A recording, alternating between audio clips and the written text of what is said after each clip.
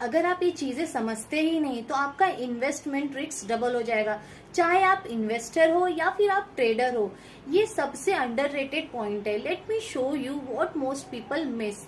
बहुत से लोग हैं जब किसी स्टॉक में इन्वेस्ट करते हैं तो स्टॉक की प्राइस देखेंगे और चार्ट देखेंगे, और वो ये चीजों को समझते नहीं कि स्टॉक बिजनेस मॉडल क्या है।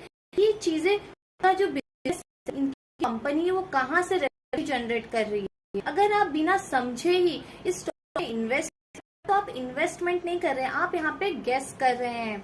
किसी भी कंपनी में इन्वेस्ट से पहले आपको उस कंपनी का बिजनेस मॉडल पता होना चाहिए। फॉर एग्जांपल हिंदुस्तान यूनिलीवर, क्योंकि हम जानते हैं कि जो रेवेन्यू डेली यूज प्रोडक्ट से आता है, फॉर एग्जाम्पल शैम्पू से, अगर आप जैसे स्टॉक में इन्वेस्ट करते हैं बिना ये समझे कि जो उसका स्टॉक प्राइस है, जो उनका मार्जिन है उस कंपनी का, वो जो उनका मार्जिन और गवर्नमेंट कंट्रोल अफेक्ट होता है, बिना जाने अगर आप इसमें इन्वेस्ट करें तो ये आपको किस है।